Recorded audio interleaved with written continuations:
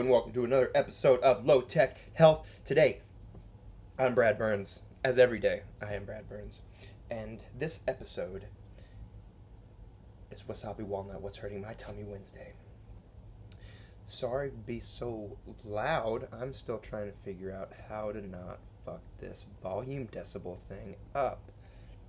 I don't know what I'm doing, and I'm not putting a whole lot of effort into it. I know that's frustrating for my 2 to 3 to 5, maybe 10 fans, but this is the content that you may or may have not signed up for and may have signed off right now. Continuing our theme, Seinfeld. What was it? Yesterday was the vault. Monday was told you to put the balm on. I didn't tell you to put the balm on. And today, Wasabi Walnut, What's Hurting My Tummy Wednesday? It's the black and white cookie. It's the black and white cookie. It's getting along and celebrating someone else's difference, not trying to overly assimilate, dirty word appropriate, without due cause. Love your culture. Love yourself. Love what makes you, you. That is important. Health. Mindset. It's crucial to not stress yourself out by wanting to be someone that you're not. Know thyself. Accept it. Especially if you're over 25. Your brain's fully developed, bruh. Whatever you're doing at 30, me, hello, I gotta accept. This is who I am. A lot of good parts. I had a beta blocker overdose last night.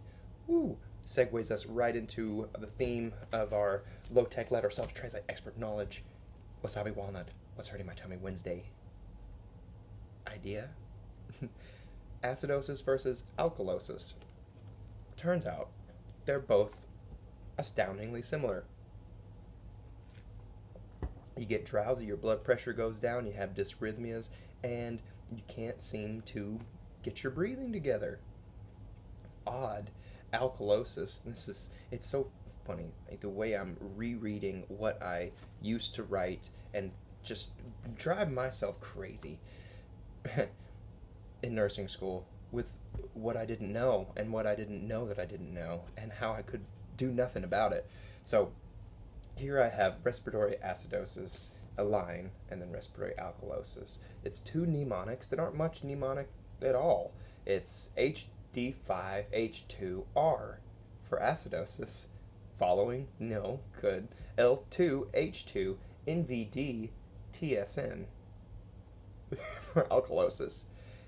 And that's acidosis, hypoventilation, hypoxia, drowsy, dizzy, disoriented, dyspneic, dysrhythmic, hyperkalemic, headache, low blood pressure, rapid shallow breath. See how similar that is to alkalosis.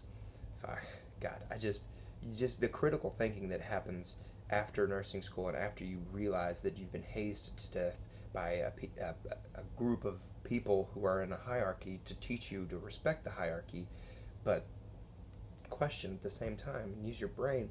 Fascinating.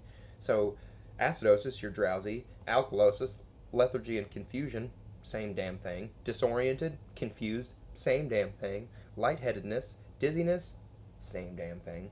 Hyperventilation, or acidosis, rapid shallow, same damn thing. The only real difference is hypo versus hyperkalemia. High potassium or low potassium. When you're acidotic, you tend to have more potassium because your body is not responding to aerobic metabolism. It's creating acid, and you're not getting energy the right way, so you're not utilizing your muscles correctly, so the ion imbalance worsens. Potassium doesn't go into the cell and escape the cell. It just kind of circulates and screws your heart up. As opposed to alkalosis, we're low in potassium, and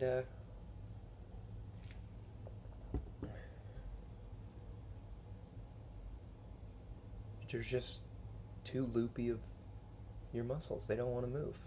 Thinking of a way to try to phrase it. They're so loopy, they just flap. They're just flabby. Oh.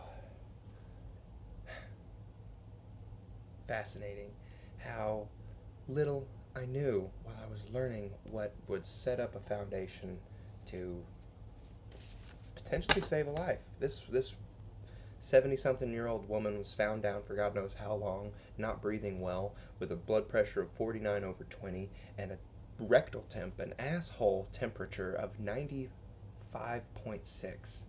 Wow, that is awful. So, Lifelight comes to pick her up, a helicopter, paramedic service. Tubes her, gets her pressure up with a couple pressors, paces her through her chest, because her beta blocker has blocked the most important part of the heart depolarization, the squeeze of the ventricles. That's where the beta blocker hits, is the major part of the QRS complex.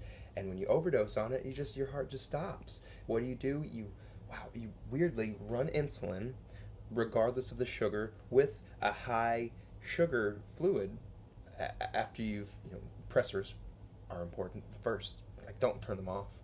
And titrate your levo, your afterload squeezers, before you titrate your inotropes and your chronotropes off. You keep epi on. Who keeps epi on? Driving them crazy. But not only is epi on, and I'm turning levo off first, but insulin's running at half her body weight in kilograms per units. So that's, for a while, like, they had her at 80 kgs, 170 pounds. She was a little 120-pound granny. So we're running at 40 for an hour, or several hours, and then 56 units an hour, which is insane. And insulin drips, where you give patients for DKA these insulin drips, they usually run it at a rate depending on their blood sugar, but you're just running it with D20, going at 200. It's a lot for my big brain to try to grasp, because it's a very specific treatment to something I've just not had a whole lot of experience with. Beta blocker overdose. Remember, you give glucagon, but this is ICU. Love that. And I know that about myself. And I'm digging in to what makes me a white cookie. I hope you all do too. For this episode of Wasabi Walnut, What's Hurting My Tummy Wednesday, I'm done rambling on. I will see you guys on freaking my foul mouth Friday. I hope you have a wonderful day and a half, 2 days. I'll see you then. Love you guys.